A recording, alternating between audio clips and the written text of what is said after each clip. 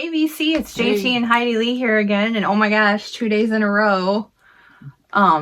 Shocker. We just got back from a little outing, and so we thought, or he thought, we should do a little video showing some purchases that we got. We visited a fairly new record store in Cadillac, Michigan called GT Vinyl. There's their business card.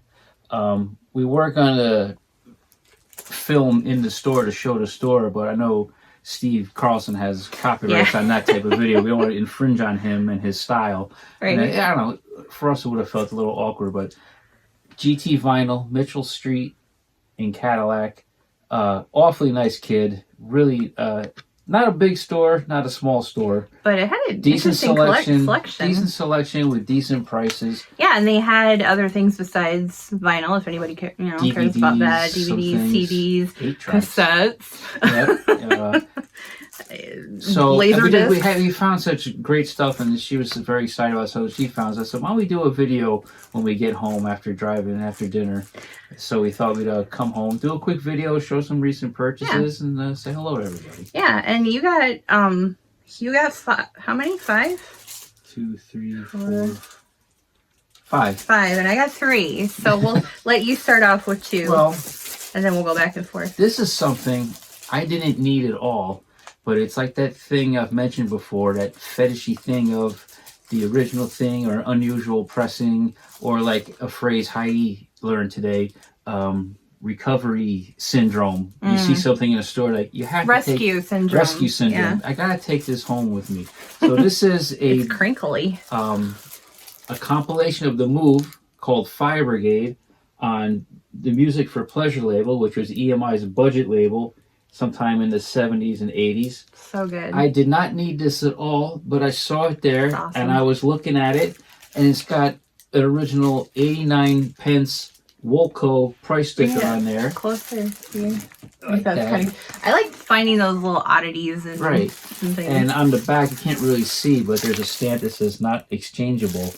And I was just like, this is really cool. And did you look at the vinyl? Yeah, he only charged us like $10 for this. Yeah. So that's the pricing was really reasonable, and the things that weren't marked, and I know that's one of my pet peeves, going to stores and stuff isn't marked, but I think because he says they keep getting stuff in and they're putting it out there, and he must have a good source, man. Yeah. I mean, he had a lot of stuff, book groups that we like. I didn't need to buy the stuff again, but it was nice to know that, okay, we got a source to find stuff. So the things that weren't priced, we just brought him up to the counter with our stuff, and he did. We got a little scared because he got the computer out and was like, "Oh my gosh, is he gonna look on Discogs and find like the highest?" I know they can look it up, but I was afraid he was gonna find like, well, someone's got it selling out here for $200, so that's what you're gonna. No, he was kind of like he seemed reasonable with his pricing, because I think you want to move things too. You don't want to get a loss, but you also want to. And this I found in a crate by the front door. I'm a fairly big fan, not a huge fan of this band, but I'm a fan. This is Badfinger and Ass, the last album I believe ever released on Apple, if I'm not incorrect. 1973. There's the back. Was Peaches a record chain? Yeah, Peaches, original price sticker. I believe this is the last album ever released on Apple. There might be, but as for actual records released on Apple, I think there's some singles that came after. What year? This is 73. Original inner sleeve with the donkey. Green Apple label. You all know the Badfinger story. It's sad. And they just, poor manager screwed them over. Apple didn't really pay much attention to them because of what was going on with the Beatles dissolution. But this whole cover art is supposed to be like a statement on the whole situation with Apple. Yeah, so Badfinger, Ass, Apple Records, 1973. Okay. Another case of you don't need this. I mean, you don't need any of this, but I mean, I didn't need it. We don't really have a ton of Kinks vinyl. We have every CD probably that you could possibly have, but vinyl's like pick and choose kind of a thing. But I'm trying to get all of them just for my own collectorness There's a new word for you. But I found this State of Confusion album, which of course was probably for the second half of their career the most popular selling record because it has Come Dancing on it. But what I thought was cool is that it's got the little hype sticker, and you know we're all nerds about that stuff. And it's also another thing to nerd out about. It's a promo copy, which is fun, with the original, you know, picture inner sleeve. If you're familiar with the Kinks, you're familiar with that. And yeah, it's not a white label promo at all, which is, you know, I thought it would be, but it's not. But it's still cool to have, and it was just one of those things I saw. Used to have, sorry to interrupt you. I used to have this picture on my closet door in grammar school, junior high. I had cut it out of the Daily News. It used to be on my door. Yeah, it was just one of those collector things that I saw, and I'm like, it's rescue syndrome. I gotta rescue it. It's meant to be mine. So go ahead. Okay, I found this also floating around. It's not music, but since I'm a huge Who fan, I thought this is a good curio to get. Pete Townsend and Roger Daltrey talk about the original soundtrack album and the original and the forthcoming Who film, Quadrophenia. It's on Polydor. It's an interview record, and it has inside... Ooh, letters.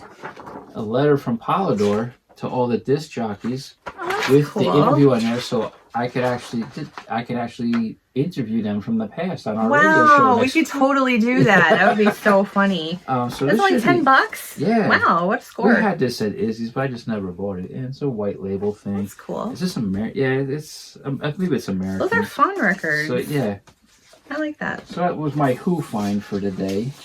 So it's neat to have.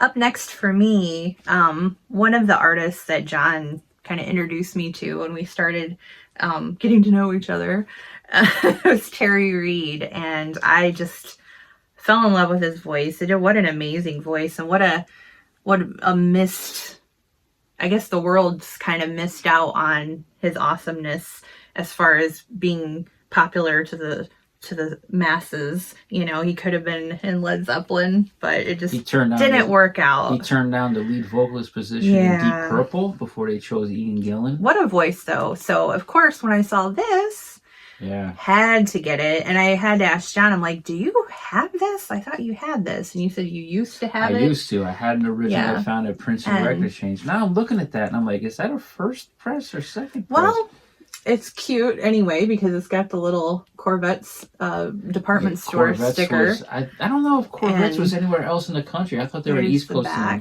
And it's partially sealed. It's not there. When I did that, it kind of came open. But this particular store had a wealth of new old stock, which is cool to see because, I mean, these are records that have been sitting around for 40, 50 years that no one's ever opened or played, and they're not being sold for crazy prices. I mean, I think $20 is pretty fair for a Terry Reid, Bang Bang Your Terry Reid album. And it's if you've never heard Terry Reid, this is a great place to start. I mean, amazing, I guess you would call it, I hate the term blue-eyed soul. I don't really like that term, but he's got such a soulful voice, and sometimes his delivery is like, it's heart-wrenching. But I was just super excited to find this, and this is going in my collection. I'm wondering if that's an original Yellow Label Epic or a later 70s. Let's take a look at let's free the record and take a look. Oh, this is an orange. That's the 70s reissue. Okay. I didn't know that was still in print. That's okay, though.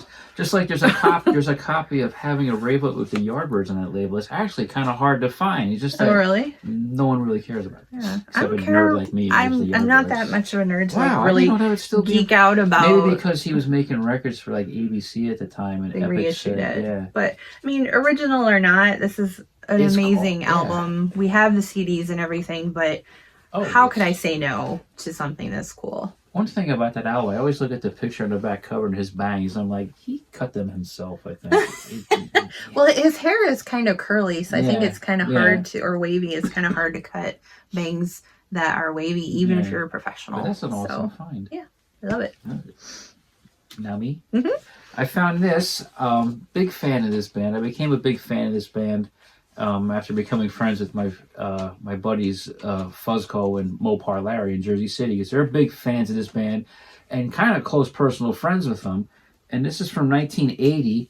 This is I guess a 12-inch from the Fleshtones called Up Front on IRS. Has one of their most well-known songs, The Girl from Baltimore, and the other well-known song is the theme from The Vindicators. They do a song called Play With Fire, and I didn't look to see... The Stones song? Yeah, it is the Stones song, cool. Play With Fire. 12-inch. And hey, it's got kind of hypno label on there. Loan for promotion only, not for sale. Wow. Little so thing on the back. I wasn't familiar with this, and it was sitting in a crate up front. I don't recall how much he charged for it. I think he said like 10. Yeah, so I like the Fleshtones, super rock, and I, because of my association, my friendship with Fuzz and Mopar, Larry, and they know the Fleshtones, I friended Peter Zaremba on Facebook. Like third. And I asked him one day, I said, hey, would you be willing to record an ID for our radio show? And he did. Now I have so a cool. Peter Zaremba with Keith Strang in the background playing guitar. He made it. So the Fleshtones Up Front, 12-inch, 45 RPM single from 1980 on IRS. And this one is a very cool find, but also sad because he passed away this week. And this was kind of pricey, but I never see this in the wild. It's still sealed. I've seen it now for more on eBay since he passed away. But if you're a fan of SCTV, Joe Flaherty as Count Floyd, the horror movie host character he did on SCTV. This is a 4-track, 12-inch single where he does songs and speech things as Count Floyd. And Frank Zappa was a fan of Joe Flaherty's characterization of a horror movie host. Frank said in his book he was up late at night, as he was always doing, and he turned on the television, SCTV was on, and he saw Joe doing Count Floyd, and Frank said, I spit my coffee out of my mouth, and it came out my nose. I was laughing so hard. And he's like, because Frank, was a teenager, late 50s, and he remembers horror hosts like that, and he said he did it perfectly. And he said, the eyebrows, Joe, good eyebrows. I know the Goldmine comedy price guy says this isn't very funny, but I think it's funny. I heard a track on our friend Alex's radio show this week. So this is going to be cool to bust out. The back cover, I don't know who's that in the back cover, but that guy's profile looks like Paul McCartney, but it's not him. I don't know what that's all about. Let see. It's on RCA. Oh. Backup group, the Wally Hung Experience. Oh, jeez. Is there any name? I don't recognize any other names on here. That's just a fun find. Yeah. I mean, I guess this is his brother, maybe? Paul Flaherty doing lyrics and music.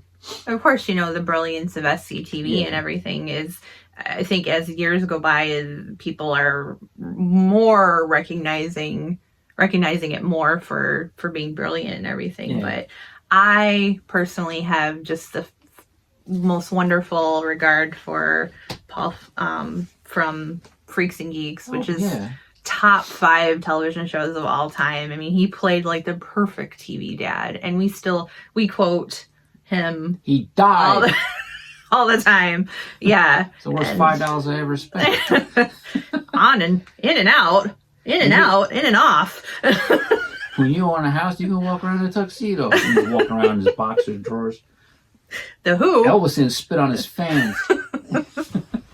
The Nude Bomb. That's a dirty movie. That was so bad. But yeah, rest in peace. That was just so funny to come across that and find it. The last one from our adventure today fits in line with everything I've been talking about the last last couple shows that we've been doing. And yesterday, I got in the mail a bundle of records that I had got on eBay, and it was from the same seller who was evidently selling their collection, and I got 3 Sparks records. Of course, I got Indiscreet. I can see the picture in my mind, and I just couldn't get it out of. I got Indiscreet. I got Propaganda, which John found out was an actual British copy, and I got a copy of Womp That Sucker, their 1981 release. And I'm flipping through the new old stock at this store, and I come across this, and it was only Sparks that they had. I had to calm her down because she screamed. Well, I did not scream.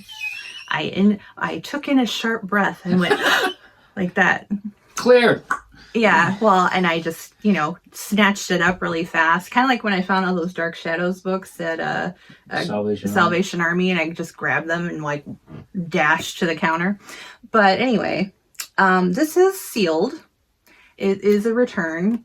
And we were talking about this in the car on the way back. I'm like, oh, so they couldn't sell it originally and it had to be returned. So this record has been sealed since 1981, the year I was born, and no one's ever played it.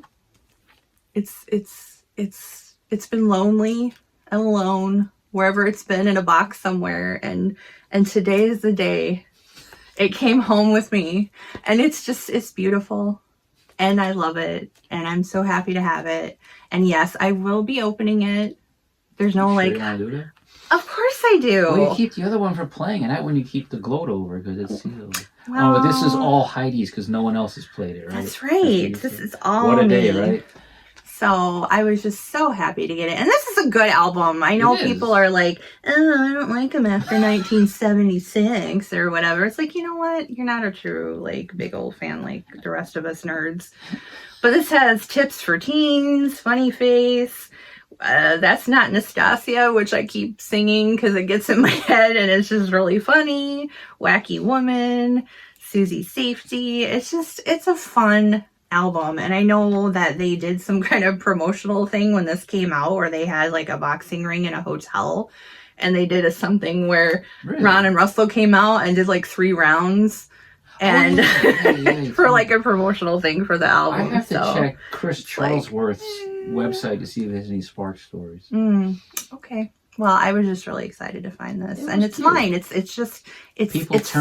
Heidi. What did she find?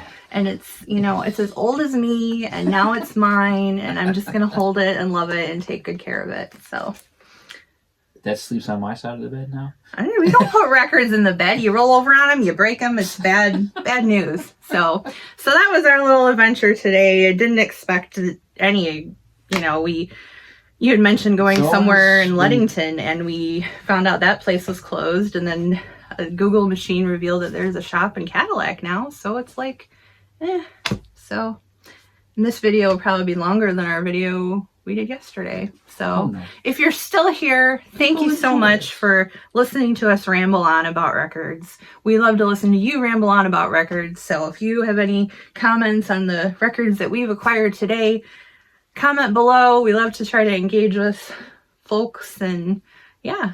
So, hope you're having a good weekend. Enjoy the rest of your weekend. Enjoy the rest of your weekend. Stay safe.